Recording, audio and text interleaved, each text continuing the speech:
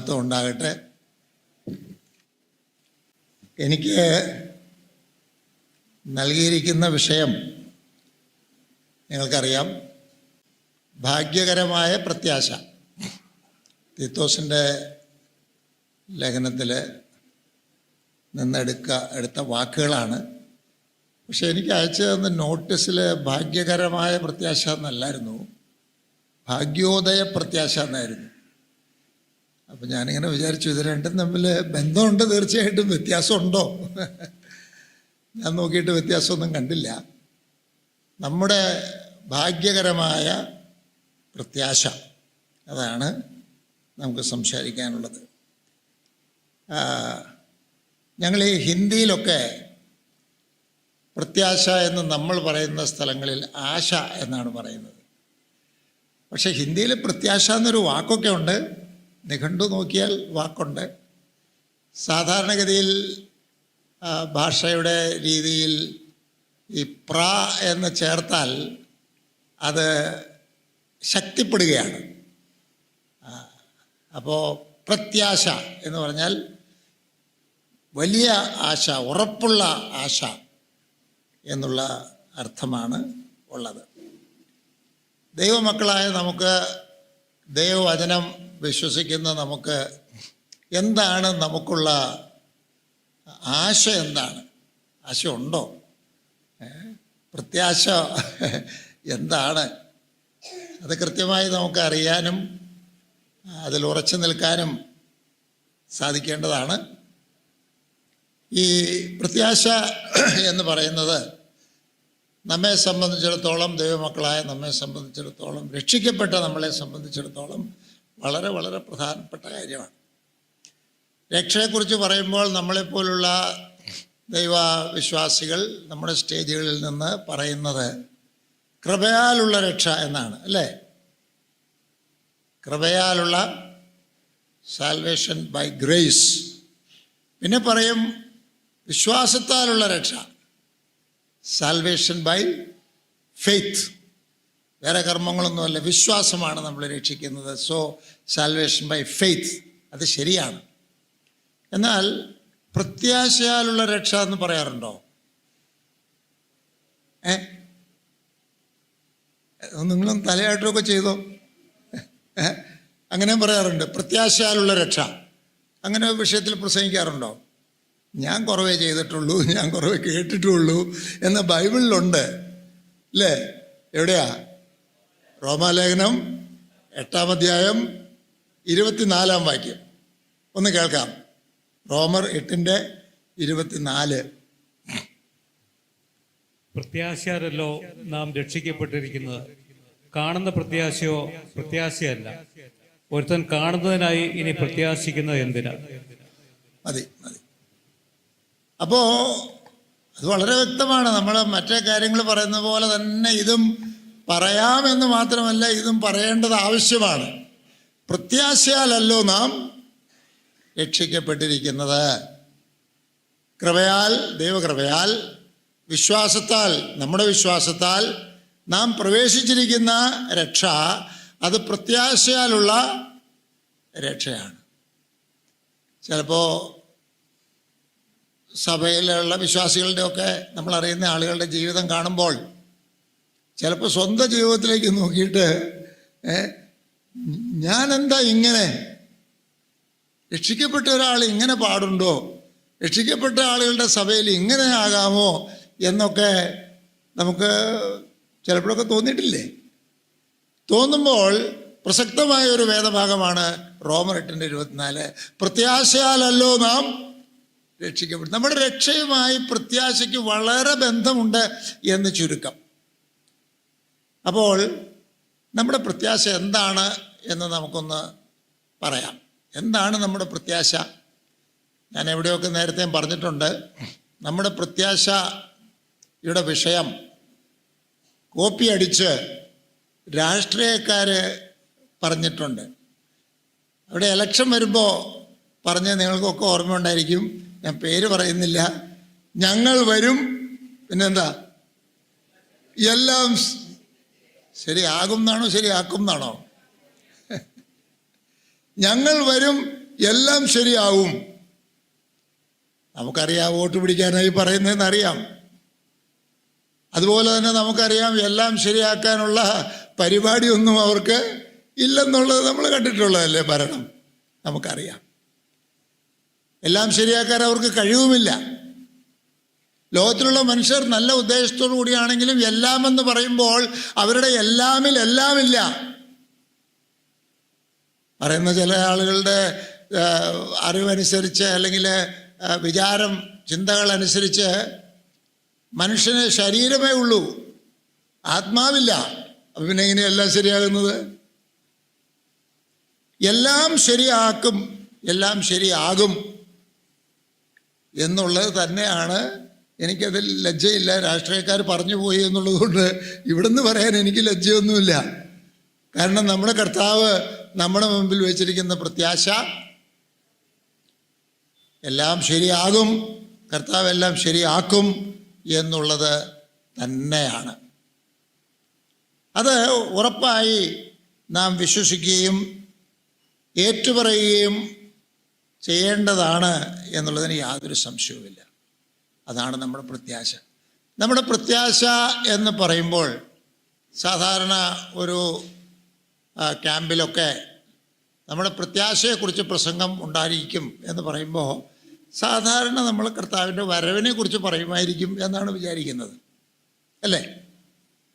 അത് ആ വാക്യത്തിലുണ്ട്. നമ്മുടെ ഭാഗ്യകരമായ പ്രത്യാശ എന്ന് പറയുന്നിടത്ത് നമ്മുടെ കർത്താവിൻ്റെ പ്രത്യക്ഷത അതിൽ ബന്ധപ്പെടുത്തിയാണ് പറഞ്ഞിരിക്കുന്നത്, ഇല്ലാത്ത കാര്യമൊന്നുമല്ല.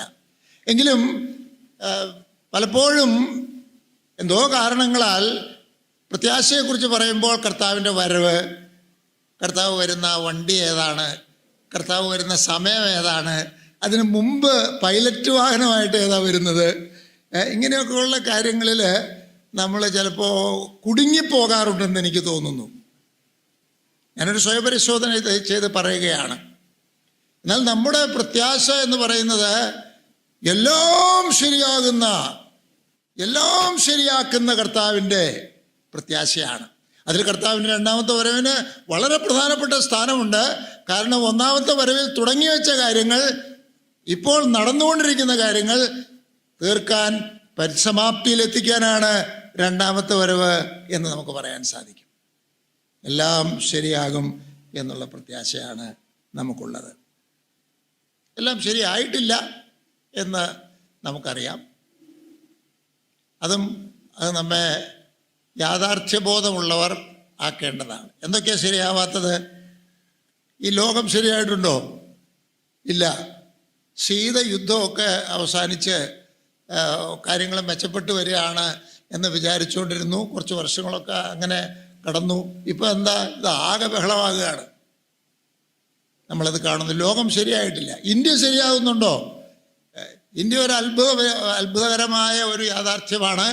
എന്ന് പറഞ്ഞാൽ ഇവിടെ ഈ വിവിധ തരത്തിലുള്ള വിവിധ മതങ്ങളിലും സംസ്കാരങ്ങളിലും ഭാഷകളിലും ഒക്കെ ഉള്ള ആളുകളെ ചേർത്ത് ഇങ്ങനെ ഒരു ജനാധിപത്യമുള്ള എല്ലാ സംസ്കാരങ്ങളെയും ബഹുമാനിക്കുന്ന ഒരു രാഷ്ട്രം ഉണ്ടായി 10-70 വർഷം നിലനിന്നു എന്നുള്ളത് വലിയൊരു കാര്യമാണ്.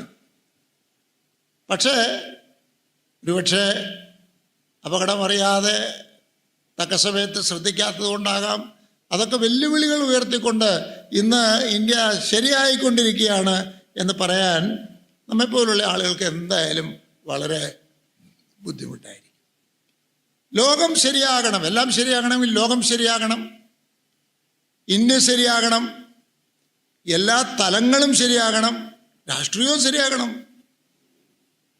ഞാൻ ബ്രഹ്മോത്സവത്തിന് എഴുതിയ പുസ്തകം ആദ്യം മുതൽ അവസാനം വരെ വായിച്ചില്ല. എങ്കിലും എനിക്കതിൻ്റെ ഹെഡിങ് ഇഷ്ടമായി. ദൈവത്തിൻ്റെ രാഷ്ട്രീയ വിചാരങ്ങൾ. അത് വായിക്കാൻ ഇഷ്ടമില്ലെങ്കിലും ഒന്ന് വാങ്ങി വയ്ക്കണം കേട്ടോ. എന്നിട്ട് ഇടയ്ക്കിടയ്ക്കൊക്കെ വായിക്കണം, ചർച്ച ചെയ്യണം. നല്ല ആശയമാണ്. അതുപോലെ തന്നെ ലോകം ശരിയാവണം. ഞാനത് പറയാതിരുന്നിട്ട് എന്താ കാര്യം? സഭ ശരിയാവണ്ടേ? ഈ എല്ലാം ശരിയാകുക എന്ന് പറയുമ്പോൾ സഭ ശരിയാകണം. യഥാർത്ഥത്തിൽ സഭ ശരിയാകുന്നില്ല എന്നുള്ളതിലാണ് വിശ്വാസികൾക്ക് വലിയ ബുദ്ധിമുട്ടെന്ന് എനിക്ക് തോന്നുന്നു. കാരണം ലോകത്തിലുള്ളത് നമുക്ക് പല കാര്യങ്ങളാൽ നമുക്ക് മനസ്സിലാക്കുകയും സഹിക്കുകയും ഒക്കെ ചെയ്യാം. എന്നാൽ സഭ ശരിയായിട്ടല്ല പോകുന്നത് എന്ന് തോന്നിയാൽ, അത് തോന്നുമ്പോൾ അല്പമെങ്കിലും ശരി അതിലുണ്ടാകുമല്ലോ. അങ്ങനെ വന്നാൽ എത്ര വലിയ പ്രയാസമാണ്. അതുകൊണ്ട് സഭ ശരിയാകണം. സഭകൾ ശരിയാകാത്തത് മിക്കവാറും എന്തുകൊണ്ടാണ്? നമ്മൾ ശരിയാവാത്തത് കൊണ്ടല്ലേ. സഭയുടെ ലീഡേഴ്സ് ശരിയല്ല, സഭയുടെ മെമ്പേഴ്സ് ശരിയല്ല. അങ്ങനെ ഈ സഭ ശരിയല്ലാതെ വരുന്നത് നമുക്കെല്ലാം അറിയാം. അപ്പം എല്ലാം ശരിയാകുക എന്ന് പറഞ്ഞാൽ ലോകം ശരിയാവണം, ഇന്ത്യ ശരിയാകണം, നമ്മുടെ സഭകൾ ശരിയാകണം. ഒരു സഹോദരനെ കഴിഞ്ഞ ഇടയ്ക്ക് പറഞ്ഞു, ലോകത്തിൽ നമ്മുടെ ഈ സഭകളെ പോലെ നല്ല സഭകളില്ല എന്ന് പറഞ്ഞു. കുറെ കാലം മുമ്പ് അങ്ങനെ പറഞ്ഞു എന്നാ. ഇപ്പം അങ്ങനെ പറയാൻ വിഷമമെന്ന് പുള്ളി പറയുക. വെറുതെ പറയുന്നതല്ല, നമ്മുടെ ശത്രുവൊന്നുമല്ല. അപ്പം അതുകൊണ്ട് അതിൻ്റെതായ വില ഞാൻ കൊടുക്കുകയാണ്. നമ്മുടെ സഭകൾ ശരിയാകണം. പക്ഷേ ഞാൻ ചേർത്ത് പറഞ്ഞ് ഓർക്കേണ്ടതായിരിക്കുന്ന കാര്യം, ഈ സഭ ശരിയാകുക എന്ന് പറഞ്ഞാൽ മൂപ്പന്മാരെ മാറ്റുക, വിശ്വാസികളെ ചിലരെ പുറത്താക്കുക, അതാണോ സഭ ശരിയാകുന്നത്? അല്ലല്ലോ. സഭ ശരിയാകുക എന്ന് പറഞ്ഞാൽ മൂപ്പന്മാർ ശരിയാകുക, വിശ്വാസികൾ ശരിയാകുക. അതാണ് തീർച്ചയായും നാം ഉദ്ദേശിക്കുന്നത്. പക്ഷേ നമ്മുടെ വിഷയം നമ്മുടെ ഇടയിലുള്ള നെഗറ്റീവായിട്ടുള്ള കാര്യങ്ങളൊക്കെ പറഞ്ഞ് നിരാശപ്പെട്ടു പോകരുത്. അതല്ല എൻ്റെ ഉദ്ദേശം. ഇന്നത്തെ നമ്മുടെ വിഷയം, എല്ലാം ശരിയാക്കുന്ന ഒരു കർത്താവ് നമ്മോട് കൂടെ ഉണ്ട്. ആ കർത്താവ് ലോകം മുഴുവൻ, ആകാശവും ഭൂമിയും ശരിയാക്കും. അതുകൊണ്ടാണ് ഒരു പുതിയ ആകാശവും പുതിയ ഭൂമിയും ഉണ്ടാകും. അതിൽ നീതി വസിക്കും, അതിൽ നാം വസിക്കും. അതിനായിട്ടാണ് നാം കാത്തിരിക്കുന്നത് എന്ന് പത്രോസിൻ്റെ 2-ാം ലേഖനത്തിൽ 3-ാം അധ്യായത്തിൻ്റെ 13 വളരെ വാക്യത്തിൽ വായിക്കുന്നു. 2 പത്രോസ് 3:13 അല്ലേ? എന്നാൽ നാം അവരുടെ വാഗ്ദത്തപ്രകാരം നീതി വസിക്കുന്ന പുതിയ ആകാശത്തിനും പുതിയ ഭൂമിക്കുമായിട്ട് കാത്തിരിക്കുന്നു. പുതിയ ആകാശവും പുതിയ ഭൂമി എന്ന് പറയുമ്പോൾ നമ്മുടെ ഈ ഭൂമി, അത് മാത്രമല്ല, പുതിയ ആകാശവും പുതിയ ഭൂമിയും എന്ന് പറഞ്ഞാൽ സൃഷ്ടിച്ച സകലതിനെയും അതിൽ പെടുത്താം. കാരണം ഉൽപ്പത്തി പുസ്തകത്തിൽ സൃഷ്ടിയെക്കുറിച്ച് പറയുമ്പോൾ എന്താ പറയുന്നത്? ആദിയിൽ ദൈവം ആകാശവും ഭൂമിയും സൃഷ്ടിച്ചു. ആകാശവും ഭൂമിയും സൃഷ്ടിച്ചു എന്ന് പറയുമ്പോൾ ഒരുപക്ഷെ ദൂതന്മാരടക്കമുള്ള സകല സൃഷ്ടിയെയും അതിൽ ഉൾപ്പെടുത്തിക്കൊണ്ടൊരൊറ്റ വാക്യം പറഞ്ഞതാ. അത് ശരിയാക്കുമെന്നാണ് പറഞ്ഞത്, അത് പുതുതാക്കുമെന്നാണ് പറഞ്ഞത്.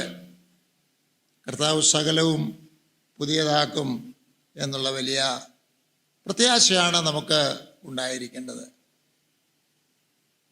നമ്മൾ വെളിപ്പാട് പുസ്തകം 21-ാം അധ്യായം വായിക്കണമെന്നില്ലല്ലോ. ഞാനൊരു പുതിയ ആകാശവും പുതിയ ഭൂമിയും കണ്ടു. അതിൻ്റെ ദർശനമാണ് യോഹന്നാന് കിട്ടിയത്. യോഹന്നാൻ്റെ ഒരു പ്രൈവറ്റ് ദർശനമല്ല. പൗലോസിനൊക്കെ പ്രൈവറ്റ് ദർശനങ്ങൾ ഉണ്ടായിട്ടുണ്ട്, നമ്മളോട് പറയാത്തത്. അപ്പോൾ പത്രോസിനും കിട്ടിക്കാണുമെന്ന് വിചാരിക്കുന്നു. ഇത് എഴുതി വെച്ച നമുക്ക് തന്ന കൈമാറിയ ദർശനമാണ്. ആ ദർശനം നമ്മുടെയൊക്കെ ദർശനമാകണം. നിരാശാവാദികളായി ജീവിക്കാൻ നമുക്ക് അനുവാദമില്ല. നമുക്കൊരു കർത്താവ് ഉള്ളത് കൊണ്ട്, ഒരു കർത്താവ് ഈ കാര്യങ്ങളൊക്കെ ഏറ്റെടുത്തിട്ടുള്ളത് കൊണ്ട്, താൻ വാഗ്ദത്തം നൽകിയിട്ടുള്ളത് കൊണ്ട് ആശാവാദികളായി എല്ലാ സാഹചര്യങ്ങളിലും നമുക്ക് ജീവിക്കേണ്ടതുണ്ട്. അതുകൊണ്ട് ഈ ലോകം ശരിയാകും. ഈ ലോകം ശരിയായി കഴിഞ്ഞാൽ എങ്ങനെ ഇരിക്കും? ഈ ലോകം ശരിയായി കഴിഞ്ഞാൽ എങ്ങനെ ഇരിക്കും എന്നുള്ളതിനെ കുറിച്ച് നമ്മൾ ചിന്തിച്ചാൽ ഒരു പൂർണ്ണമായ ഉത്തരം ഒരുപക്ഷെ കിട്ടുകയില്ല. വളരെ നന്നായിരിക്കുമെന്ന് പറയാം. കാരണം സൃഷ്ടിയെല്ലാം കഴിഞ്ഞപ്പോൾ അവസാനം ഇടയ്ക്കിടയ്ക്ക് കർത്താവ് എന്ത് പറഞ്ഞു? നല്ലത് എന്ന് ദൈവം കണ്ടു, നല്ലത് എന്ന് ദൈവം കണ്ടു. പിന്നെ സൃഷ്ടി അങ്ങ് അവസാനിപ്പിച്ചു എന്ന് പറഞ്ഞു, വളരെ നല്ലത് എന്ന് ദൈവം കണ്ടു. നമ്മളൊക്കെ എന്തെങ്കിലും കണ്ടാൽ വളരെ നല്ലതെന്ന് പറയും അല്ലേ? ആദ്യം യൂറോപ്പിൽ പോകുന്നവർ, ആദ്യം അമേരിക്കയിൽ പോകുന്നവർ, ആദ്യം ഗൾഫിൽ പോകുന്നവർ ഒക്കെ കാണുമ്പോൾ ഇത് വളരെ നന്നായിരിക്കുന്നു എന്ന് തോന്നും. പക്ഷെ മനുഷ്യനല്ല പറഞ്ഞത്, ദൈവമാണ് പറഞ്ഞത്. വളരെ നല്ല ഒരു സൃഷ്ടിയായിരുന്നു. എനിക്കറിയാൻ പാടില്ല, എങ്കിലും വേദശാസ്ത്രികൾ പറയുന്നത് ആദമിനെയും ഹവ്വയെയും ഒക്കെ ഏദൻ തോട്ടത്തിൽ വെച്ചപ്പോൾ അവരുടെ ഒരു പ്രൊബേഷൻ കാലയളവായിരുന്നു, ഒരു പരിശോധനാ കാലഘട്ടമായിരുന്നു എന്നാണ്. ആ പ്രൊബേഷനിൽ അവർ ജയിച്ചാൽ, അതായത് ദൈവകൽപ്പനകളൊക്കെ അനുസരിച്ച്, എത്ര കാലത്തേക്കാണെന്നൊന്നും അറിയില്ല, അങ്ങനെ ജയിച്ചാൽ അവരുടെ പ്രൊബേഷൻ തീർത്ത് അവരെ കുറച്ചും കൂടെ നല്ല ഒരു സ്ഥിതിയിലേക്ക് കൊണ്ടുവരും എന്ന് നമുക്ക് ചിന്തിക്കാം.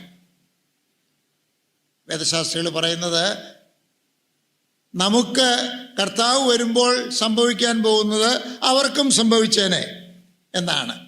എന്താ നമുക്ക് സംഭവിക്കാൻ പോകുന്നത്? വിശുദ്ധിയെക്കുറിച്ചൊക്കെ നമ്മൾ പഠിച്ചു. പക്ഷേ ഇന്ന് വിശുദ്ധി എന്ന് പറയുന്നത് എന്താണ്? ഇന്ന് നമ്മുടെ വിശുദ്ധി എന്ന് പറയുന്നത് നാം മുന്നേറിക്കൊണ്ടിരിക്കുന്ന, നമ്മിൽ വർദ്ധിച്ചുകൊണ്ടിരിക്കുന്ന ഒരു വിശുദ്ധിയാണ്.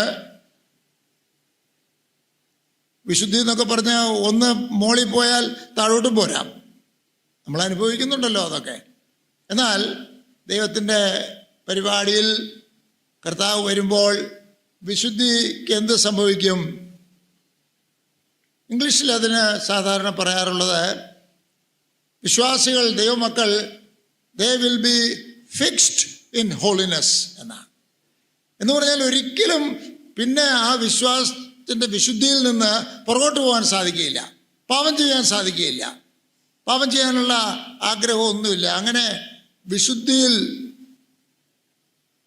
ഉറപ്പിക്കപ്പെട്ടവരായി മനുഷ്യർ മാത്രമല്ല, ലോകം മുഴുവൻ, സൃഷ്ടി മുഴുവൻ അങ്ങനെ ആയിത്തീരും എന്ന് അതിനെ ചിന്തിക്കുന്നതിൽ തെറ്റില്ലെന്ന് തോന്നുന്നു. അതുകൊണ്ട് ഈ ലോകം നന്നാവും എന്ന് പറയുമ്പോൾ എന്താണെന്നുള്ളത്, അല്ലെങ്കിൽ എല്ലാം ശരിയാവുന്നു, ആകാശവും ഭൂമിക്കും സൃഷ്ടിക്ക് എന്ത് സംഭവിക്കുമെന്ന് ചോദിച്ചാൽ അതിൻ്റെ വിശദീകരണങ്ങളൊന്നും കൃത്യമായി പറയാൻ എനിക്ക് സാധിക്കുകയില്ല. കാരണം ഞാൻ വിചാരിക്കും ബൈബിളിലൊന്നും അത് അങ്ങനെ കൃത്യമായി കാണുന്നില്ല.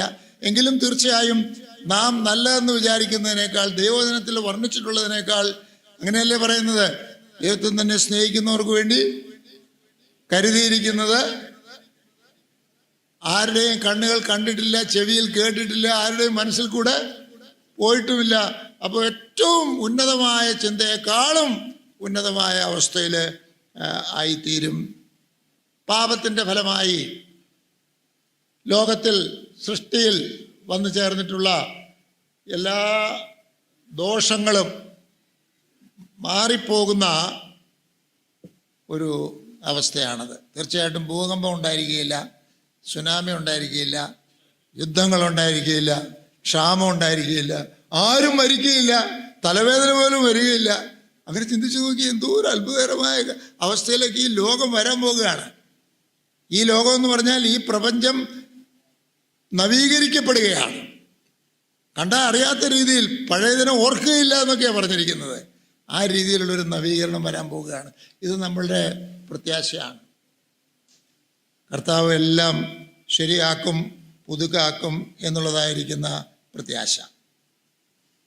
പുതിയ ആകാശത്തെയും പുതിയ ഭൂമിയെയും ഒക്കെ കുറിച്ച് യെശയ്യാപ്രവചനം 65-ാം അധ്യായത്തിലും 66-ാം അധ്യായത്തിലും ഒക്കെ ഉണ്ട്.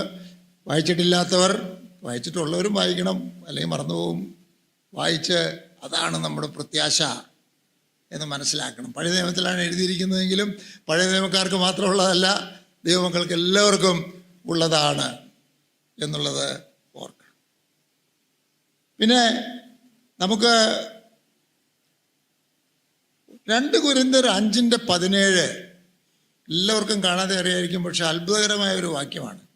2 കൊരിന്ത്യർ 5:17 എന്താ പറയുന്നത്? ഒരുത്തൻ, ബ്രദർ വായിച്ച് കേൾപ്പിക്കും. ഒരുത്തൻ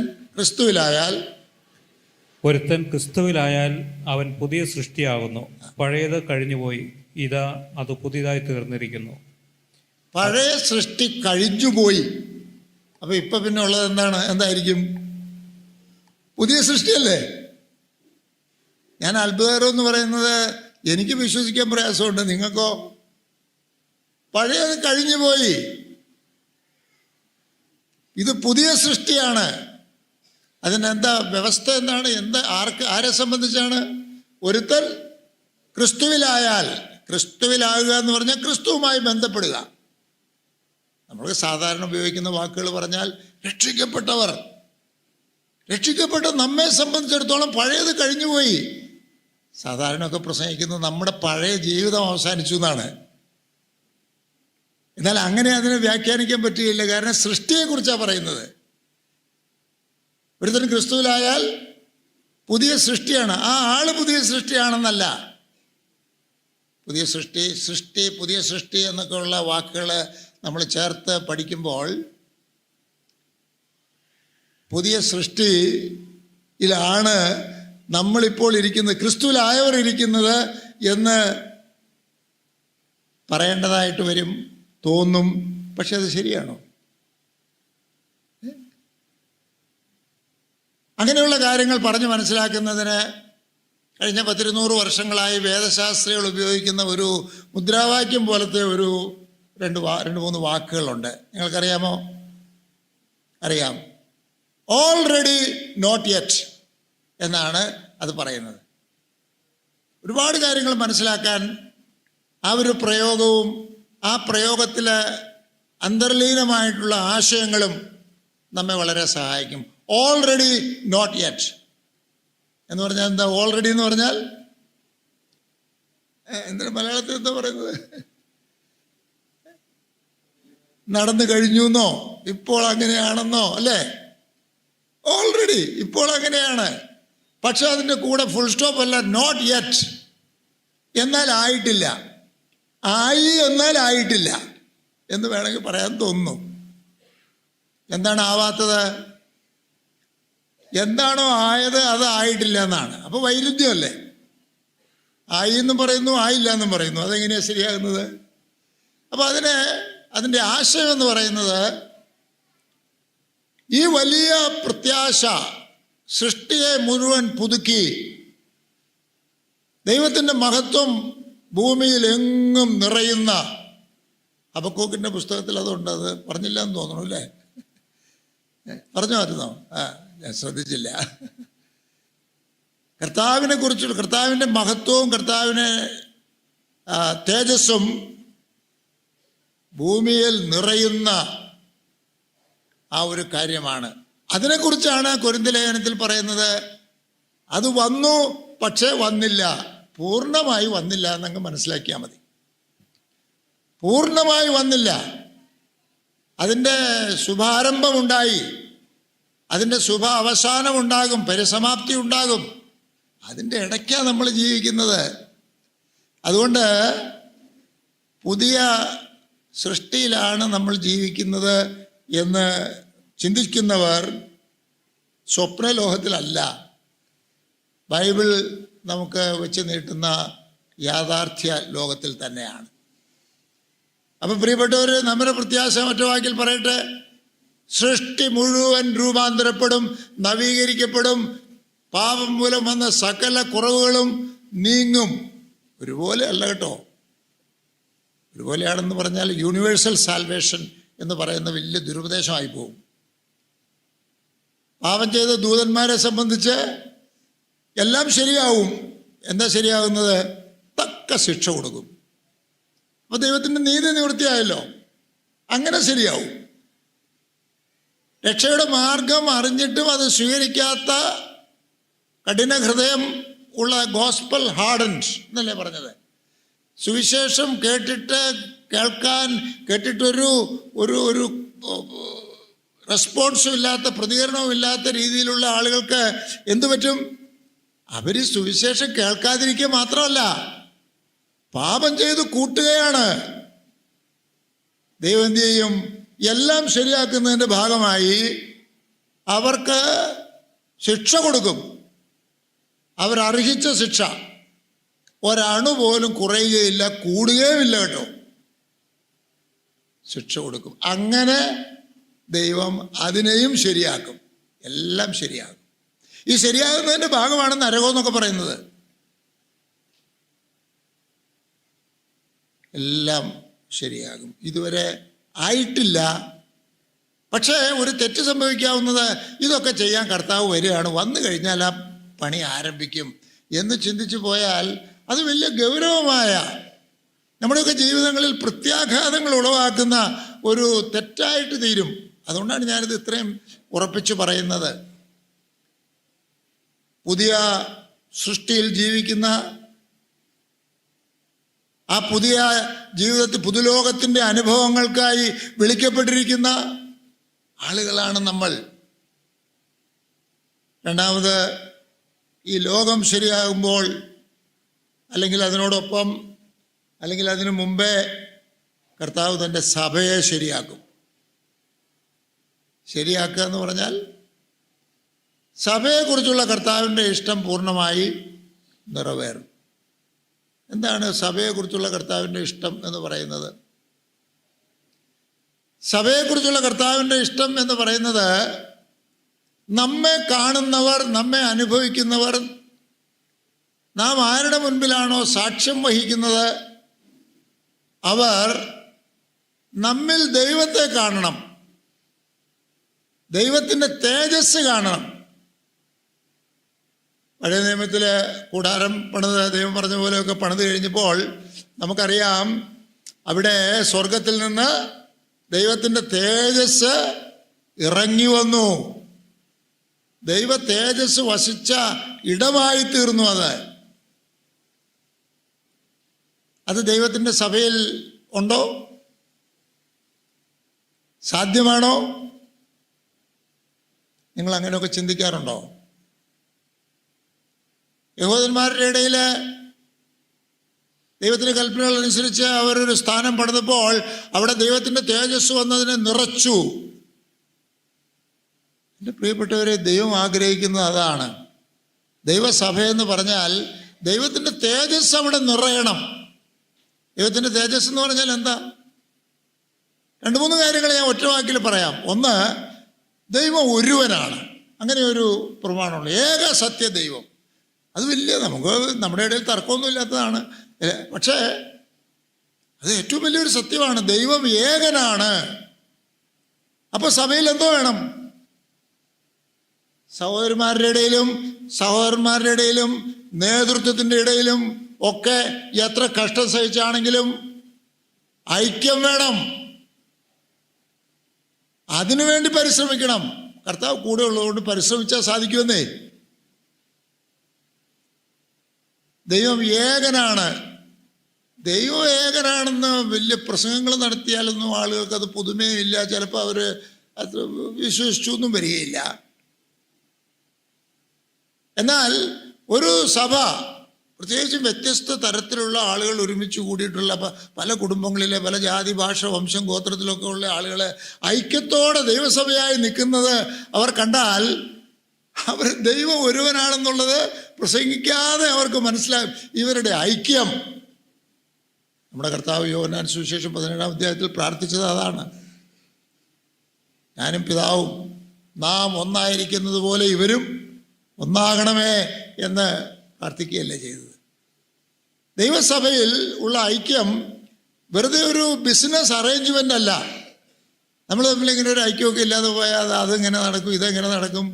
ഇപ്പോൾ സാധാരണ പറയുന്നത് നമ്മുടെ യൂത്ത് മോശമായി പോവും, പിള്ളേർ മോശമായി പോവും, ഭാവി തലമുറകൾ. അതൊക്കെ ശരിയാ. പക്ഷെ അതിലൊക്കെ വലിയ കാര്യം, the church is there to reflect the glory of God.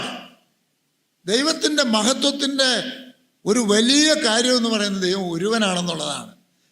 അതുകൊണ്ട് നിങ്ങൾ ആലോചിച്ചോ, ബാക്കി സഭയിൽ ദൃശ്യമായ ഐക്യം ഉണ്ടാകണം. ഐക്യത്തോട് പോലെ തന്നെ ദൈവത്തിൻ്റെ വേറൊരു പ്രത്യേകത, ദൈവം സ്നേഹമാണെന്നുള്ളതാണ്. ദൈവം വിശുദ്ധിയാണെന്നൊന്നും പറഞ്ഞിട്ടില്ലെന്ന് തോന്നുന്നു. വിശുദ്ധനാണെന്ന് നമുക്കറിയാം. എങ്കിലും ദൈവം സ്നേഹമാണെന്ന് പറഞ്ഞിട്ടുണ്ട്. അതുകൊണ്ട് നമ്മുടെ സഭകളിലൊക്കെ എന്തു വേണം? സ്നേഹം വേണം. കുറച്ചൊന്നും പോരാ. ഒരുപാട് സ്നേഹം വേണം. സ്നേഹം അങ്ങോട്ട് തിരിച്ച് ടെമ്പറേച്ചർ കൂട്ടില്ലേ, അതുപോലെ സ്നേഹം അങ്ങോട്ട് കൂട്ടി വെച്ചാൽ തീരാത്ത പ്രശ്നങ്ങളൊന്നും തന്നെ ഇല്ല. നമുക്ക് 1 കൊരിന്ത്യർ 13-ാം അധ്യായമൊക്കെ അറിയാമല്ലോ. സ്നേഹം എന്തൊക്കെ ചെയ്യുന്നു ചെയ്യുന്നില്ല എന്നുള്ളതൊക്കെ നമുക്കറിയാമല്ലോ. സ്നേഹമില്ലെങ്കിൽ വേറെ എന്തുണ്ടായിട്ടും കാര്യമില്ലെന്നൊക്കെ നമുക്കറിയാമല്ലോ. അതുകൊണ്ട് സ്നേഹം അങ്ങോട്ട് കൂട്ടി വയ്ക്കുക. പൗലോസ് അപ്പോസ്തലൻ ലേഖനങ്ങളൊക്കെ എഴുതുമ്പോൾ സഭകളോട് പറയുമ്പോൾ സ്നേഹത്തെക്കുറിച്ച് പറയുന്ന ഒരു കാര്യം, സ്നേഹത്തിൽ വർദ്ധിക്കണം. സ്നേഹത്തിൽ വർദ്ധിക്കണം. സ്നേഹത്തിൻ്റെ ഒരു പ്രത്യേകത ഏതാണ്? സത്യസ്നേഹമാണെങ്കിൽ അത് എത്ര കൂടിയാലും കുഴപ്പമില്ല. ചിലപ്പോൾ നമ്മൾക്ക് പറയും അവർക്ക് ഭയങ്കര സ്നേഹം, അത്രയൊന്നും വേണ്ടെന്ന്. ശരിയായ സ്നേഹമാണെങ്കിൽ, സ്നേഹം എന്നൊക്കെ പറയുന്നത് നമുക്കറിയാമല്ലോ, പരിശുദ്ധാത്മാവിൻ്റെ ഫലം അതിൽ വരുന്നതല്ലേ, ഗലാത്യർ 5-ാം അധ്യായത്തിലുള്ളതല്ലേ സ്നേഹം. അപ്പോസ്തലനായ പൗലോസ് കൊരിന്ത്യരോട് പറഞ്ഞപ്പോൾ, ആകയാൽ വിശ്വാസം, പ്രത്യാശ, സ്നേഹം, ഇവയിൽ വലുതോ? പൗലോസിന് അങ്ങനെ ധൈര്യം ഉണ്ടായല്ലോ. സ്നേഹമാണ് വിശ്വാസത്തെക്കാളും പ്രത്യാശയെക്കാളും വലുത് സ്നേഹമാണെന്ന് പറയാൻ എങ്ങനെ ധൈര്യം ഉണ്ടായി? വിശ്വാസം വലുതല്ലേ, പ്രത്യാശ വലുതല്ലേ? പക്ഷെ സ്നേഹം വലുതാണെന്ന് പറഞ്ഞു. എന്തോ ചിന്തിച്ചുകൊണ്ട് പറഞ്ഞതായിരിക്കും.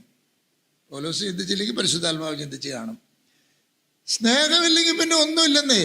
നമുക്ക് ആ സ്നേഹത്തിലേക്ക് മടങ്ങി വരാൻ, നമ്മുടെ സ്നേഹം വർദ്ധിപ്പിക്കാൻ ശ്രമിക്കണം. ഈ എല്ലാം ശരിയാവും എന്ന് പറഞ്ഞാൽ അതാ അതിൻ്റെ ഒരു ഭാഗമാണ് അത്. ഞാൻ പറഞ്ഞല്ലോ, സഭയെക്കുറിച്ചുള്ള ദൈവത്തിൻ്റെ ഉദ്ദേശം ഒന്ന്, ദൈവത്തെ തന്നെ, അങ്ങനെ ദൈവത്തിൻ്റെ മഹത്വങ്ങളെ, തേജസ്സിനെ നാം പ്രതിഫലിപ്പിക്കുന്നവരാകണം. അത് ഐക്യം വഴിയായും സ്നേഹം വഴിയുമാണ് നാം ചെയ്യേണ്ടത്, നമുക്ക് ചെയ്യാവുന്നത്. രണ്ടാമത് എന്താണ്? 2 കാര്യങ്ങൾ ദൈവസഭയെക്കുറിച്ച് ഉദ്ദേശിക്കുന്നുണ്ട്. ഈ ഒന്നില്ലെങ്കിൽ രണ്ടുണ്ടാവില്ല. രണ്ടാമത് വേറൊന്നുമല്ല, യേശുവിനെ കുറിച്ച്, ലോകത്തെ ശരിയാക്കുന്ന വ്യക്തിയെക്കുറിച്ച്, ലോകത്തെ എല്ലാം ശരിയാക്കുന്ന മാർഗത്തെക്കുറിച്ച്, ആ നല്ല വർത്തമാനം, ദൈവരാജ്യത്തെ കുറിക്കുന്ന സദ്വർത്തമാനം എല്ലാവരും അറിയണം. നമ്മൾ പറഞ്ഞും ജീവിച്ചും അറിയണം. നല്ല സഭയാകുമ്പോൾ, ആരോഗ്യമുള്ള സഭയാകുമ്പോൾ അങ്ങനത്തെ സഭകൾ ഉണ്ടായി വരും. ആരോ പറഞ്ഞു, ഞാനിങ്ങനെ നെഗറ്റീവായിട്ട് പറയരുതെന്നോ എനിക്ക് ആഗ്രഹമുണ്ടെങ്കിലും പറഞ്ഞു പോവുക, ഇനിയിപ്പോൾ നമ്മുടെ സഭയൊന്നും ശരിയാകാൻ പോകുന്നില്ല, നമ്മുടെ പിള്ളേർ വല്ലവരും ശ്രമിച്ച് പുതിയൊരു സഭ ഉണ്ടാക്കിയാൽ ശരിയാവുമായിരിക്കുമെന്ന്. അങ്ങനെ തോന്നിപ്പോയതിൽ അത്ഭുതമില്ല. പക്ഷെ അതിൻ്റെ ഉത്തരവ് അതല്ല. നമ്മൾ ശരിയാവാതെ പിള്ളേർ ശരിയായിക്കോട്ടെ എന്ന് വിചാരിക്കാനല്ല. എല്ലാം ശരിയാക്കുന്ന ഒരു കർത്താവുണ്ട്. നമ്മുടെ പ്രത്യാശ എപ്പോഴെങ്കിലും കർത്താവ് വരും, അതിനപ്പുറത്തേക്ക് എന്തെങ്കിലും ചെയ്യും എന്നുള്ളത് മാത്രമല്ല. ഇപ്പോൾ നടക്കാത്ത കാര്യം ഒരു പുതിയ പ്രോജക്റ്റ് ഏറ്റെടുത്തല്ല കർത്താവ് വരുന്നത്. കർത്താവിൻ്റെ പരിപാടി അനുസരിച്ച് ഒരളവിൽ ലോകത്തിൽ മാറ്റം വന്നു. BC എന്ന് പറയുന്ന ക്രിസ്തുവിന് മുമ്പുള്ള ലോകവും AD എന്ന് പറയുന്ന ക്രിസ്തുവിന് ശേഷമുള്ള ലോകവും, അത് രണ്ടും ഗുണപരമായ രീതിയിൽ വളരെ വ്യത്യാസങ്ങളുള്ളതാണ്. അതൊക്കെ ചുമ്മാ ചരിത്രം അറിയാവുന്നവരും തത്വചിന്തകന്മാരും പ്രസംഗകരും ഒക്കെ ധാരാളം പറയുന്ന കാര്യങ്ങളാണ്. ലോകത്തെ കർത്താവ് മാറ്റുന്നുണ്ട്. കർത്താവിനിപ്പോൾ അതിനേക്കാളും വിഷമമുള്ളത് ഈ സഭയെ മാറ്റാനാണെന്ന് തോന്നുന്നു. സഭയെ മാറാനുള്ള സകലതും തന്നിട്ടാണ് പോയിരിക്കുന്നത്. ആ വഴിയമ്പത്തിൽ 2 ചില്ലിക്കാശ് കൊടുത്തിട്ട് പോയി എന്ന് പറഞ്ഞ പോലെ, എന്താ വേണ്ടത് നമുക്ക് സഭയെ മാറ്റാൻ? സഭയെക്കുറിച്ചുള്ള പഠനങ്ങൾ വേണം, അത് വചനത്തിലുണ്ട്. പഠിച്ചിട്ട് എന്താ കാര്യം? അതനുസരിച്ച് പ്രവർത്തിക്കണ്ടേ? അതിനുള്ള ശക്തിയുണ്ട്, പരിശുദ്ധാത്മാവിനെ തന്നിട്ടുണ്ട്. എല്ലാ സഭയിലും എല്ലാ വിശ്വാസിയിലും ഉള്ളിൽ വസിക്കാനായിട്ട് തന്നിരിക്കുകയല്ലേ. അതുകൊണ്ട് ഞാൻ എന്നെ തന്നെ നിർബന്ധിച്ച് ഒരു ആശാവാദിയായി സഭകളെ നോക്കുമ്പോൾ നിലനിൽക്കാനായി ശ്രമിക്കുകയാണ്. സഭ നന്നാവും, സഭ എന്ന് പറയുമ്പോൾ ആഗോള സഭ, ദൈവത്തിൻ്റെ സഭയെല്ലാം ഉണ്ട്, അതാണ് അതിൻ്റെ ശരിയായ അർത്ഥം. പക്ഷേ നമ്മൾ നേരിട്ട് ബന്ധപ്പെട്ട് കിടക്കുന്നത്, നമ്മൾ ബന്ധപ്പെട്ട് സഹകരിക്കുന്ന കൊച്ചു കൊച്ചു സഭകളാണല്ലോ. അതുകൊണ്ട് അങ്ങനെ പറയാനും ഞാൻ ആഗ്രഹിക്കുന്നു. നമ്മുടെ സഭകൾ നന്നാവും, നമ്മുടെ സഭകളെ കർത്താവ് നന്നാക്കും. പൂർണ്ണമായി നന്നാവുന്നത് കർത്താവ് വരുമ്പോഴാണ്. അതാണ് ഓൾറെഡി നോട്ട് യെറ്റ് എന്ന് എനിക്ക് പറയേണ്ടി വരുന്നത് അതുകൊണ്ടാണ്. അപ്പോൾ എല്ലാവരും ശരിയാകുന്ന സഭയെക്കുറിച്ചൊക്കെ പറയുമ്പോൾ എഫേസ്യ ലേഖനം 5-ാം അധ്യായത്തിൽ സഭയെക്കുറിച്ച് പറയുന്നത് എന്താണ്? അതിൻ്റെ ഭാവിയെക്കുറിച്ച്, അതിൻ്റെ പ്രോസ്പെക്റ്റിനെ കുറിച്ച് പറയുന്നത് എന്താണ്?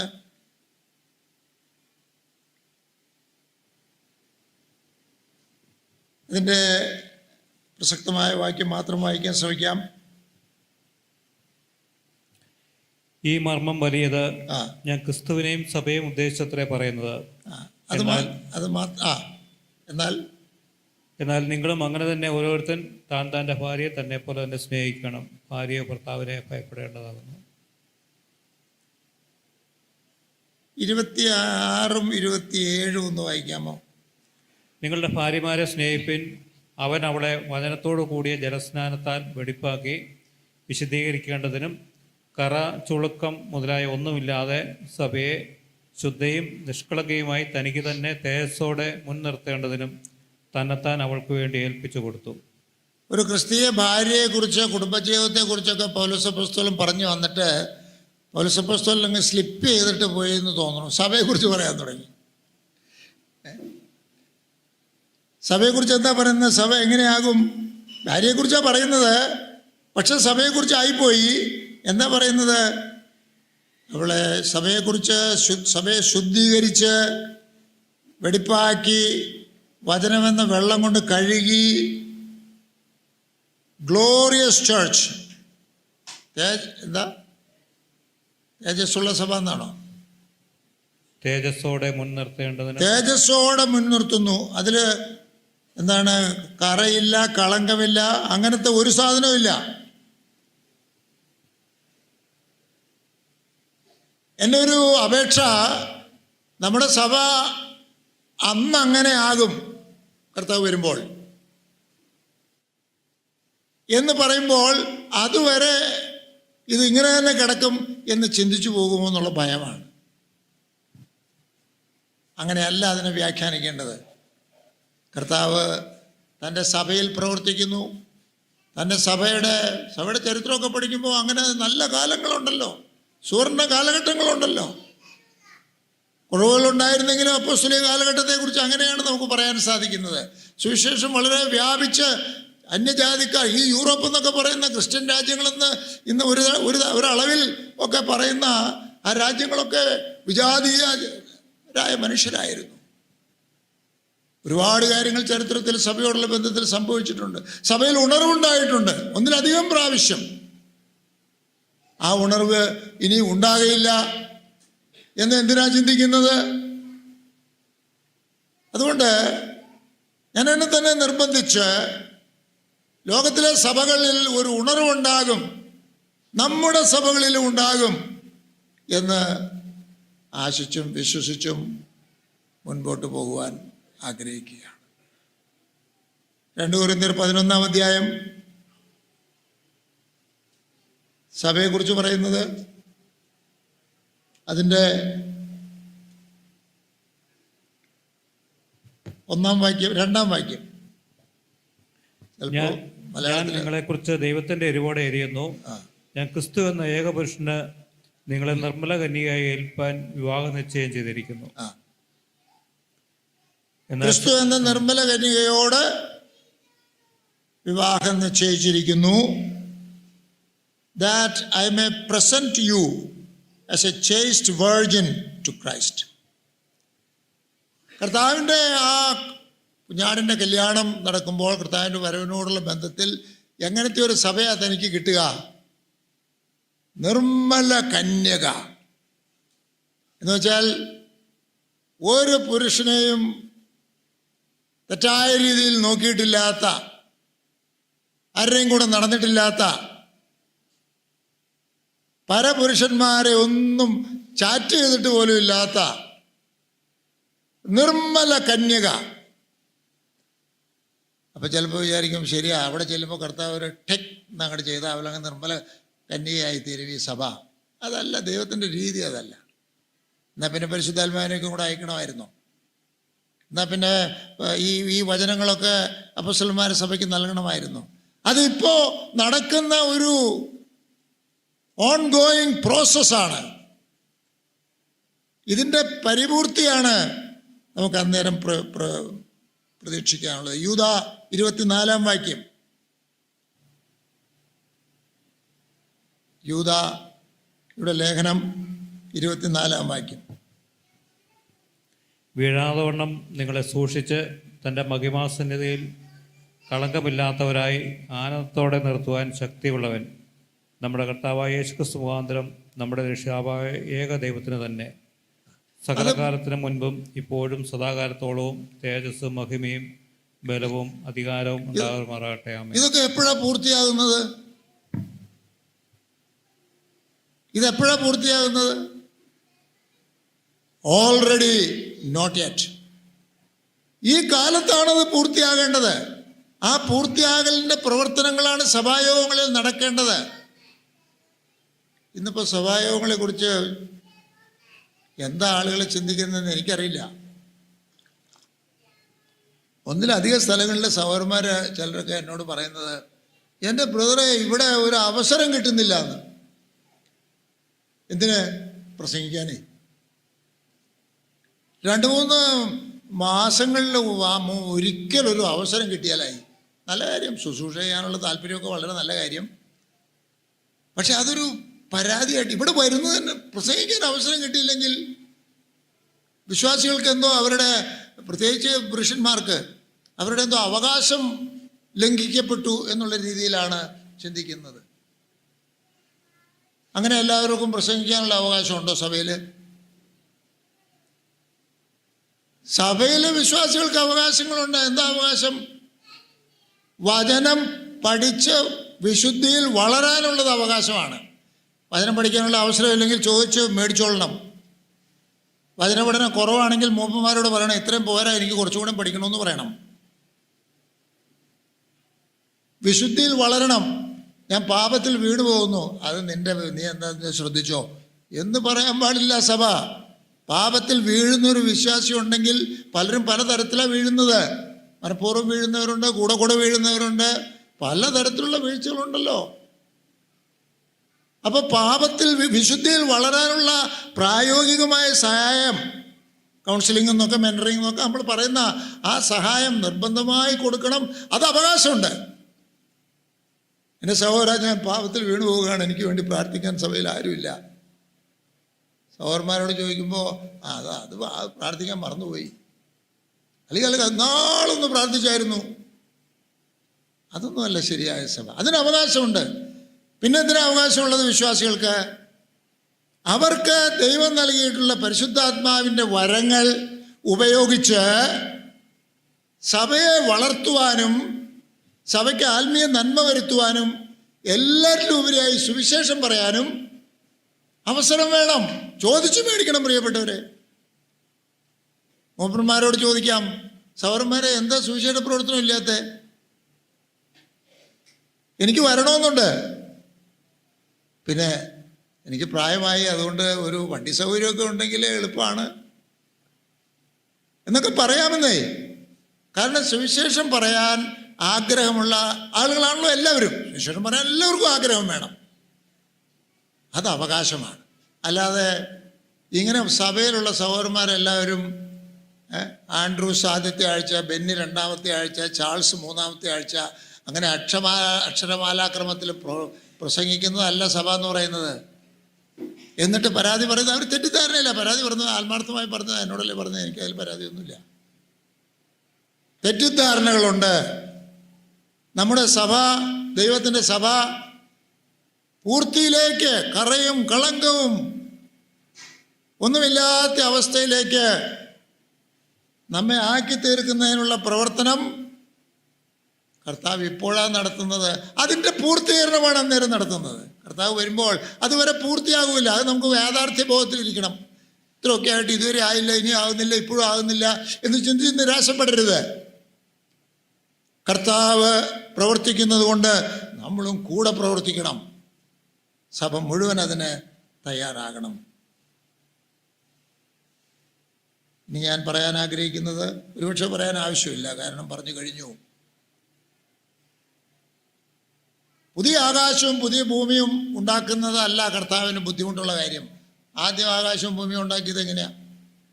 ഉണ്ടാകട്ടെ എന്ന് പറഞ്ഞു, ഉണ്ടായി. ഒറ്റ ദിവസം കൊണ്ട് വേണമെങ്കിൽ ഉണ്ടാക്കാമായിരുന്നു. പിന്നെ ഈ 7 ദിവസത്തെ ഒരു ആഴ്ചയൊക്കെ ആയിട്ട് അങ്ങനെ ഒരു സെറ്റപ്പൊക്കെ ഉണ്ടാക്കാനായിരിക്കും 1, 2, 3, 6 ദിവസം കൊണ്ട് ചെയ്തു. 7ാമത്തെ ദിവസം അങ്ങനെ. അപ്പോൾ 7 വീക്ക് എന്നുള്ളതും കൂടെ അതിൻ്റെ ഒപ്പം അങ്ങോട്ട്. അത് ലോകത്തിൽ ഒരു സ്ഥലത്തും ആരും മാറ്റിയിട്ടില്ല, മാറ്റാൻ ശ്രമിച്ചിട്ട് വിജയിച്ചില്ല എന്നൊക്കെ ഞാൻ മനസ്സിലാക്കിയിരിക്കും. അതുകൊണ്ട് പുതിയ ആകാശവും പുതിയ ഭൂമിയും ഉണ്ടാക്കാൻ കർത്താവിന് നീണ്ട ഒരു യുദ്ധമൊന്നും ചെയ്യേണ്ടതായിട്ട് വരികയില്ല.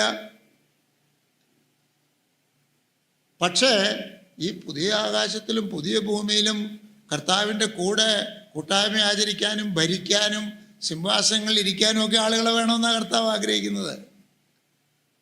അത് നമ്മുടെ സഭകളിൽ നിന്ന് വേണം ആളുകളെ കിട്ടാൻ. ഈ ആളുകളെ ഒന്ന് പുതുതാക്കിയെടുത്ത് ആളുകളുടെ, മനുഷ്യൻ്റെ, വിശ്വാസികളുടെ നവീകരണം എന്ന് പറയുന്നത് വളരെ ശ്രമകരമായ കാര്യമാണ്. കർത്താവിന് അതിൽ ബുദ്ധിമുട്ടുണ്ടെന്നുള്ളതല്ല, കർത്താവ് അങ്ങനെ അധ്വാനിച്ച് വേർതിരിക്കുന്നു എന്നുള്ളതല്ല. കർത്താവ് തന്നെ പരിമിതപ്പെടുത്തിയിട്ടുള്ള ചില കാര്യങ്ങളുണ്ട്. നമുക്കറിയാം, ഒരു മനുഷ്യൻ വിശ്വസിക്കണമെങ്കിൽ, വിശ്വസിക്കണമെന്ന് പറഞ്ഞാൽ അദ്ദേഹം പറഞ്ഞാൽ വിശ്വസിക്കണ്ടേ? അല്ലെങ്കിൽ ചുമ്മാ അവിടെ ഇരുന്നുകൊണ്ടൊരു സ്വിച്ച് കിട്ടാൻ പോരെ? ആൾ വിശ്വസിക്കില്ലേ? പക്ഷെ ദൈവം ഒരിക്കലും ചെയ്യുകയില്ല.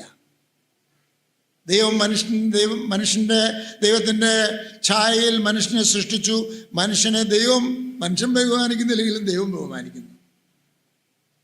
അപ്പോൾ അവനോട് വേണ്ടി പ്രാർത്ഥിച്ച്, അവനോട് സുവിശേഷം പറഞ്ഞ്, പരിശുദ്ധാത്മാവ് പ്രവർത്തിച്ച്, പരിശുദ്ധാത്മാവിൻ്റെ ആ പ്രവൃത്തിയെക്കുറിച്ച് പറയുന്നത് the wooing work of the Holy Spirit എന്നാണ്. എന്ന് പറഞ്ഞാൽ ഊവിങ് എന്ന് പറഞ്ഞാൽ എന്താണ്? ഈ കല്യാണത്തിനൊക്കെ തയ്യാറായ കന്യകമാരെ ഇങ്ങനെ ആകർഷിച്ച് പാട്ടുപാടിയും വർത്തമാനം പറഞ്ഞും പുതിയ സാരി മേടിച്ചു കൊടുത്തുമൊക്കെ അങ്ങനെ ആകർഷിച്ചെടുക്കില്ലേ?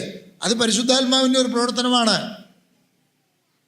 രക്ഷയുടെ പ്രവൃത്തിയെക്കുറിച്ചാണ് ഈ പറയുന്നത്. രക്ഷയുടെ പ്രവൃത്തി തന്നെയാണ് വിശുദ്ധിയുടെ പ്രവൃത്തി. വിശുദ്ധിയുടെ പ്രവൃത്തി തന്നെയാണ് ഈ നവീകരണത്തിൻ്റെ പ്രവൃത്തി. ഇന്ന് നമ്മുടെ വിഷയം നിങ്ങളതുകൊണ്ട് വിശുദ്ധരാകണമെന്ന് പറയാനല്ല ഞാൻ ഇന്ന് പറയുന്നത്. നമ്മുടെ സഭകളെക്കുറിച്ച് നമുക്ക് പ്രത്യാശയുണ്ട്. പ്രത്യാശയുള്ളവരായിട്ടിരിക്കണം. നിരാശ ബാധിച്ചാൽ ഒന്നും നടക്കുകയില്ല. അതിന് നമുക്ക് അവകാശവുമില്ല. നമ്മുടെ കർത്താവ് മരിച്ച ഉയർത്തെഴുന്നേറ്റ കർത്താവാണ്, ജീവിക്കുന്ന കർത്താവാണ്. ഈ സഭയിൽ നമ്മളെക്കുറിച്ചൊക്കെ കർത്താവിന് വളരെ താല്പര്യമുണ്ട്. അപ്പം ഈ നവീകരണം നമ്മെക്കുറിച്ച് ഉള്ള പ്രത്യാശയിലേക്കും നമ്മെ നയിക്കുന്നു. ഞാനത് പറഞ്ഞ് മൂന്നാമതായി അവസാനമായി അത് പറയാൻ ആഗ്രഹിക്കുകയാണ്. ഓരോ വിശ്വാസിയെക്കുറിച്ചും നമുക്കൊരു പ്രത്യാശയുണ്ട്. ഇടയ ശുശ്രൂഷ ചെയ്യുന്ന മൂപ്പന്മാരെ സംബന്ധിച്ചിടത്തോളം അവർക്കുള്ള പ്രത്യാശ, അവർക്കുണ്ടായിരിക്കേണ്ട പ്രത്യാശ, എൻ്റെ സഭയിലെ എല്ലാ വിശ്വാസികളും നന്നാവും, ശരിയാകും എന്നുള്ളതാണ്. നിരാശപ്പെട്ടു പോകാൻ ഒരുപാട് സാധ്യതകളുള്ള സാഹചര്യങ്ങളുണ്ട്. എന്നാൽ ആ ആശയിൽ പ്രവർത്തിക്കുവാൻ സാധിക്കണം. സഭയിലുള്ള ഓരോ വിശ്വാസിയും തന്നെക്കുറിച്ച് തന്നെ ചിന്തിക്കണം. ഞാൻ നന്നാവും, ഞാൻ ശരിയാകും, ഞാൻ കുറച്ചും കൂടെ ശരിയാവും, ഇനിയും ശരിയാകാനുണ്ട്, ഞാൻ ശരിയാകും. അല്ലാതെ ഇവിടെ ഞാൻ ശരിയാവുമൊന്നുമില്ല, അവിടെ ചെല്ലുമ്പോൾ ശരിയാവും എന്ന് മനസ്സിൽ പോലും ചിന്തിച്ചു പോകരുത് കേട്ടോ.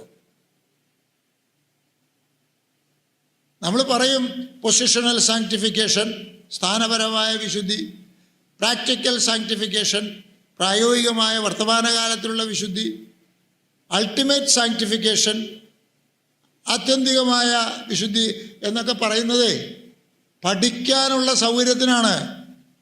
ആ വാക്കുകളൊക്കെ മറന്നുപോയാലും കുഴപ്പമില്ല. പക്ഷെ ആശയം അങ്ങനെ ഉള്ളതുകൊണ്ട് വാക്കുകൾ ഉപയോഗിക്കുന്നു. പഠിക്കാനുള്ള സൗകര്യത്തിനാണ്. യഥാർത്ഥത്തിൽ ഒരൊറ്റ വിശുദ്ധിയുള്ളൂ, ദൈവത്തിൻ്റെ വിശുദ്ധി. ആ വിശുദ്ധി ദൈവം നമുക്ക് തരുന്നു. അത്രയേ ഉള്ളൂ വിശുദ്ധി എന്ന് പറയുന്നത്. പക്ഷെ അതിൻ്റെ സ്റ്റെപ്പുകളൊക്കെ പറഞ്ഞാലേ നമുക്ക് മനസ്സിലാവുള്ളൂ. അതൊക്കെ പ്രാവർത്തികമാണ്, അതുകൊണ്ട് ഉപയോഗിക്കുന്നതേ ഉള്ളൂ. ഞാൻ എന്താ പറയുന്നതിൻ്റെ സ്ഥാനം, അതിൻ്റെ അർത്ഥം എന്താണ്? ഞാൻ പറയുന്നത് സഭയെക്കുറിച്ചുള്ളത് പറഞ്ഞു. വ്യക്തികളായി നമ്മളെക്കുറിച്ച് തന്നെ ഒരു പ്രത്യാശയുള്ളവരായിരിക്കണം. പ്രത്യാശയാലല്ലോ നാം രക്ഷിക്കപ്പെട്ടിരിക്കുന്നത്. മിക്കവാറും വിശ്വാസികൾക്കൊക്കെ പറയാൻ സാധിക്കുന്നത്, കർത്താവേ നീ എന്നെ രക്ഷിച്ചു, നീ എന്നെ വിശുദ്ധീകരിച്ചു, എനിക്ക് കുറേ മാറ്റങ്ങളൊക്കെ വന്നു കർത്താവേ, എങ്കിലും എനിക്ക് പൂർണ്ണമായി വരേണ്ട മാറ്റങ്ങളെല്ലാം വന്നിട്ടില്ല. കർത്താവിനോട് പറയണം എവിടെയാണ് വരാത്തത്. നിരാശപ്പെടരുത്. ഞാൻ ശരിയാകും എന്നുള്ള പ്രത്യാശ വേണം. എന്നെ ശരിയാക്കണമേ എന്ന് കർത്താവിനോട് പ്രാർത്ഥിക്കുകയും വേണം. അതൊക്കെ കുറവായിരിക്കുമെന്നേ. ഞാൻ കേട്ടിട്ടുണ്ടല്ലോ, സഭയിൽ ഈ സാക്ഷ്യം പറയുക എന്ന് പറഞ്ഞ ഒരു സമയം ചില സഭകളിലൊക്കെ കൊടുക്കുന്നുണ്ട്. അത് എന്തിനാ അതിനെ സാക്ഷ്യം എന്നുള്ള വാക്ക് ഉപയോഗിക്കുന്നതെന്ന് എനിക്കറിയില്ല. കോടതിയാണോ, കാരണം എന്തുദ്ദേശിച്ച് സാക്ഷ്യം പറയുന്നത്? പക്ഷെ സാക്ഷ്യം പറയാൻ എഴുന്നേറ്റ് നിന്നിട്ട് നേരിട്ടും അല്ലാതെയും മറ്റുള്ളവരുടെ കുറ്റം പറയുക.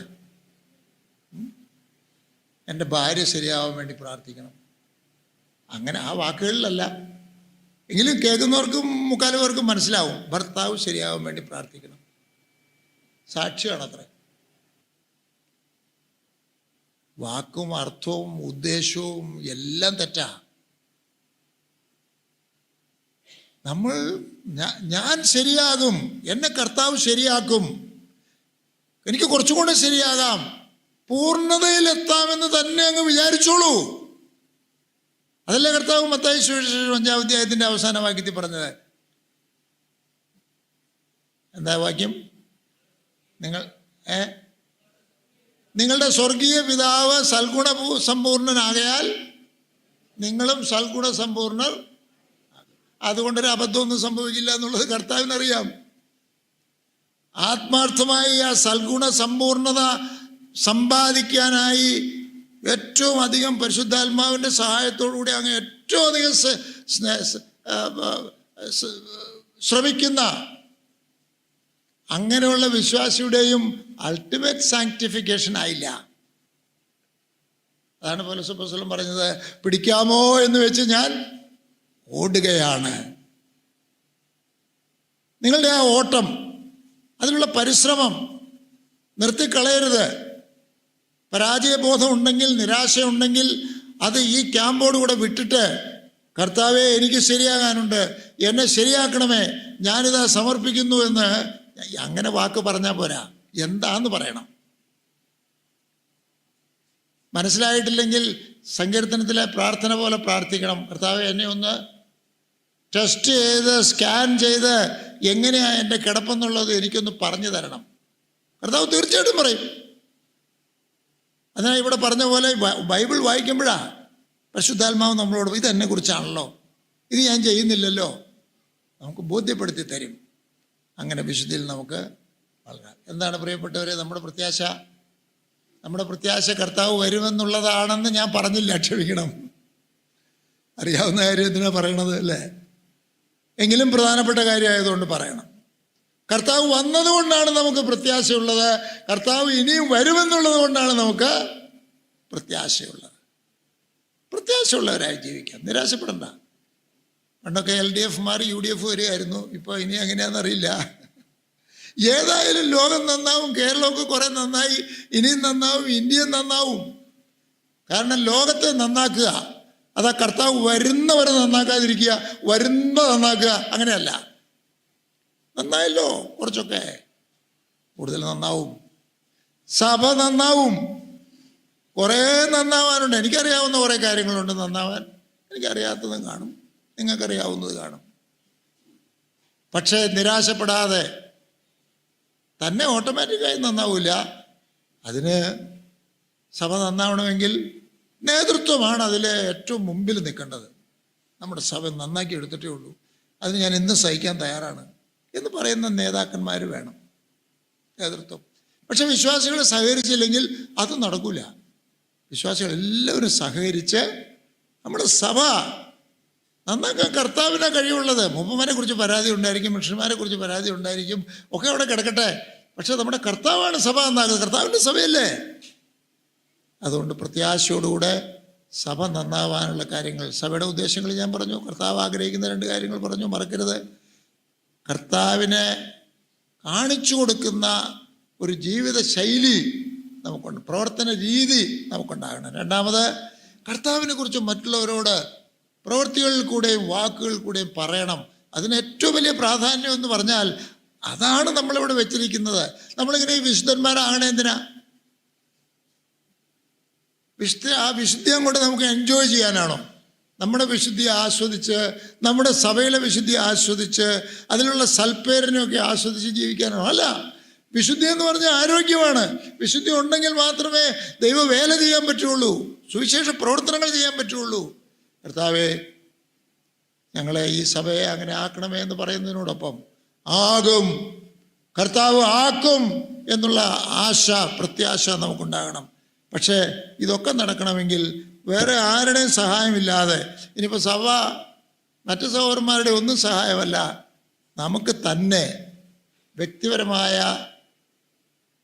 നിലയിൽ, തലത്തിൽ നമുക്ക് നന്നാകാവുന്ന എത്രയോ കാര്യങ്ങളുണ്ട്. ബൈബിൾ വായിക്കേണ്ടെന്ന് ആരെങ്കിലും പറയുന്നുണ്ടോ? സഭയിൽ പ്രാർത്ഥനയാവും ഇല്ലെങ്കിലും പ്രാർത്ഥിക്കേണ്ടെന്ന് ആരെങ്കിലും പറയുന്നുണ്ടോ? ഉപവാസ പ്രാർത്ഥനയും മുഴുരാത്രി പ്രാർത്ഥനകളും ഒന്നും ഇല്ലാത്ത കാലമായി ചെയ്യരുതെന്ന് പറഞ്ഞിട്ടില്ലല്ലോ. എനിക്കറിയാം, ആരും ചെയ്യാത്തപ്പോൾ ചെയ്യാൻ വിഷമമെന്നറിയാം. പക്ഷെ വ്യക്തിപരമായ ഉദ്ദേശം അത് വലിയ ഉദ്ദേശമാണ്. അതുകൊണ്ട് നമുക്ക് എന്ത് ചെയ്യാം? ഈ പറഞ്ഞ കാര്യങ്ങൾ അനുസരിച്ച് ദൈവവചനത്തിൽ ആശ്രയിച്ച് ആശയോടെ നിൽക്കാം. നമുക്ക് ചെയ്യാവുന്നത് hold fast the faith and hope.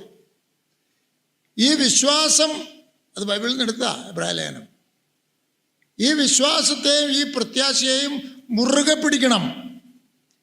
ഞാൻ നന്നാവും, എൻ്റെ സഭ നന്നാവും, ലോകം നന്നാവും, കർത്താവ് നന്നാക്കും.